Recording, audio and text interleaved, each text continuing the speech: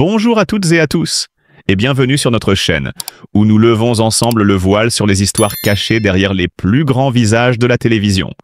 Aujourd'hui, je vous emmène dans les coulisses d'une vie marquée par le succès, mais aussi par la douleur, celle de Marie-Sophie Lacaro, une figure familière des foyers français, et pourtant une femme longtemps prisonnière de ses blessures invisibles. Derrière les projecteurs étincelants du studio de TF1, elle incarnait l'élégance, la rigueur et la chaleur humaine. Chaque jour, des millions de téléspectateurs se laissaient guider par sa voix posée, son sourire apaisant. Mais ce que le public ignorait, c'est qu'au-delà de ce masque impeccable, se cachait une solitude profonde, une histoire intime qui ne s'accordait pas toujours avec l'image publique de la reine du Trésor. En 2025, alors que son aura médiatique commençait doucement à se ternir, Marie-Sophie accepta de livrer un témoignage rare, presque une confession. Sa voix tremblante trahissait l'émotion. « J'ai vécu dans une coquille parfaite, mais la vérité c'est que je ne me suis jamais senti vraiment à ma place. » Derrière ces mots simples se dessinait un dilemme universel. Comment rester fidèle à soi-même lorsqu'on devient prisonnière d'une image que tout un pays vénère? Car la souffrance de Marie-Sophie ne se limitait pas à la pression d'un métier harassant, ni à la férocité du monde des médias.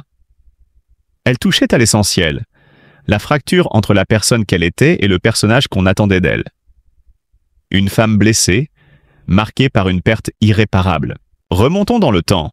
Nous sommes en 2005. Marie-Sophie n'est pas encore cette star du JT, mais une journaliste prometteuse entourée d'amis fidèles. Parmi eux, Claire, plus qu'une amie, une sœur de cœur, une confidente, un mentor. Ensemble, elles partagèrent le rêve de faire du journalisme un outil de vérité, un pont entre les invisibles et le reste du monde. Mais le destin frappa sans prévenir. Sur le chemin du studio, un accident de la route emporta brutalement Claire. Cette disparition laissa un vide immense, une plaie jamais refermée. Depuis ce jour tragique, chaque soirée de Marie-Sophie, une fois les projecteurs éteints, se terminait dans un silence oppressant, au milieu des souvenirs. Elle gardait toujours avec elle un simple mouchoir offert par Claire, relique dérisoire mais vitale, témoin d'un lien éternel. À un collègue, elle confia un jour « J'ai l'impression d'avoir laissé tomber Claire. Elle croyait en ma grandeur, mais moi, je tente juste de survivre. » Ces mots révèlent une vérité plus douloureuse que toutes les critiques du public. La culpabilité, ce fardeau invisible qui ronge l'âme. Et pourtant, malgré ce poids, elle n'a jamais cessé d'avancer. Née dans une petite ville du sud de la France, dans une famille modeste, un père enseignant, une mère commerçante, Marie-Sophie avait rêvé très tôt de journalisme. Elle n'a jamais choisi la facilité. Après ses études, elle travailla dans des stations locales, mal payée, épuisée par des nuits blanches passées à monter des reportages sous la pression de rédacteurs exigeants.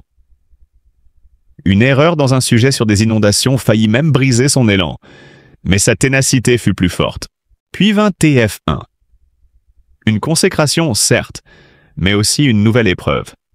Présenter le journal de 13 heures signifiait faire face à un public immense, parfois admiratif, souvent critique. Les réseaux sociaux, impitoyables, amplifiaient chaque faux pas. Certains saluèrent sa proximité, d'autres la jugeaient moins incisive que ses prédécesseurs. Derrière son sourire télévisé, elle encaissait chaque commentaire, chaque doute. À tout cela s'ajoutait un autre combat, celui de concilier vie professionnelle et vie privée. Comme beaucoup de figures publiques, elle a sacrifié ses relations personnelles sur l'autel de son métier. Ses proches se sont éloignés, ses amitiés se sont effilochées, et sa vie familiale s'est rétrécie à mesure que ses obligations grandissaient. Et la santé, elle aussi, finit par se rappeler à elle. En 2022, un problème ophtalmologique rare l'obligea à quitter l'antenne pendant plusieurs mois. Pour la première fois, elle se retrouva face à l'éventualité de perdre ce qui faisait sa lumière. Cette parenthèse fut un choc. Derrière la machine médiatique, il y a une femme fragile, mortelle, comme chacun de nous. Alors, que retenir du parcours de Marie-Sophie Lacaro?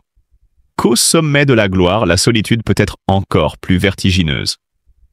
que derrière une carrière brillante, il peut y avoir des blessures muettes, des deuils impossibles à surmonter. Son histoire est celle d'une femme écartelée entre un rêve de jeunesse, informée, éclairée, donnée du sens, et la réalité d'un métier qui la contraignait à incarner une image impeccable au prix de son authenticité. En nous confiant ses doutes et ses blessures, Marie-Sophie ne cherchait pas seulement à se soulager. Elle lançait un appel à la compréhension, un cri discret pour rappeler que derrière chaque visage public, il y a une humanité fragile, faite de joie, de pertes et de combats invisibles. Et c'est peut-être là que réside la vraie leçon de son parcours. Dans ce contraste poignant entre la lumière des plateaux et l'ombre des souvenirs, entre la force d'un sourire et la vulnérabilité d'un cœur brisé. Voilà, chers spectateurs, l'envers du décor d'une figure que nous pensions tous connaître. Une vie de sacrifice, de succès et de chagrin silencieux, qui nous rappelle que derrière chaque célébrité se cache une histoire profondément humaine. Il y a des destins qui brillent sous les projecteurs, mais qui, dans l'ombre, se consument lentement. Celui de Marie-Sophie Lacaro en est l'exemple le plus poignant.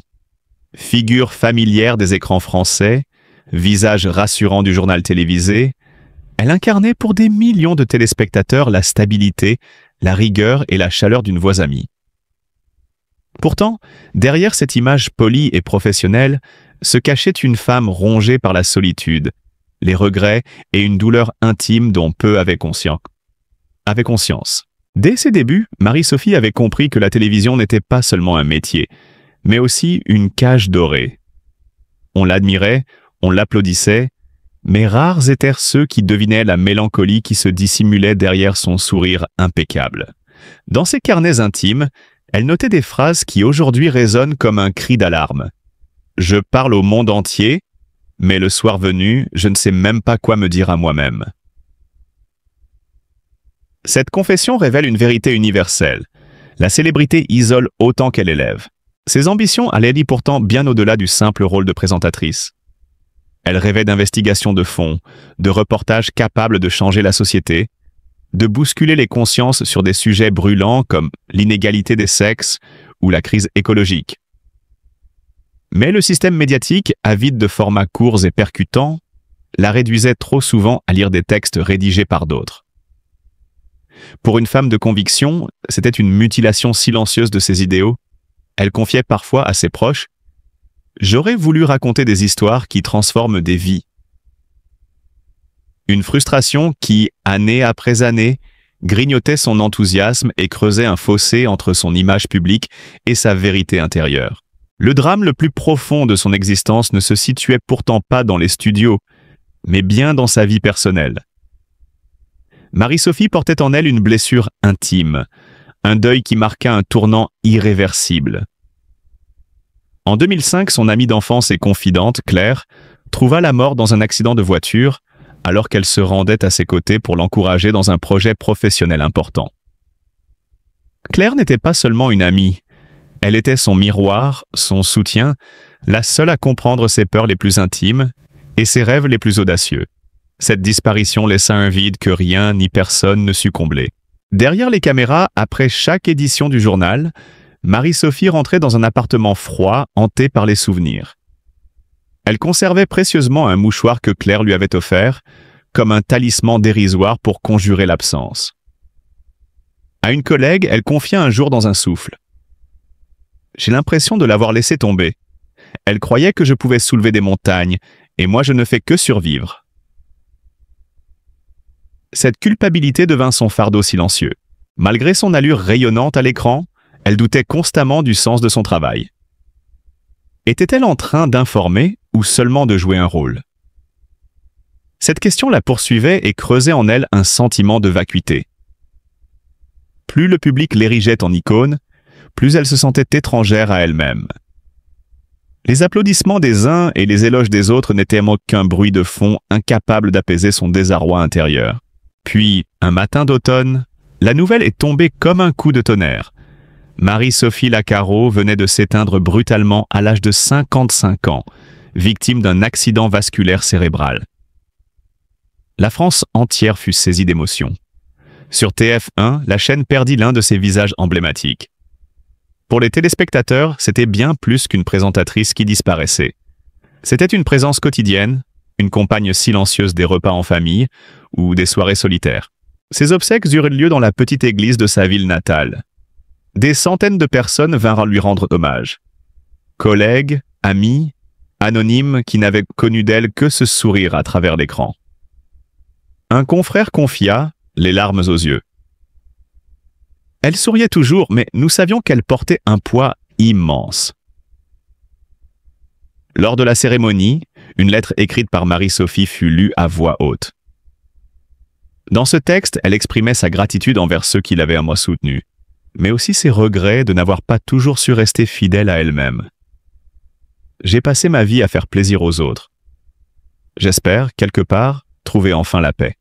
Ces mots ne résonnèrent sinon comme une conclusion tragique à une existence déchirée entre succès public et souffrance privée.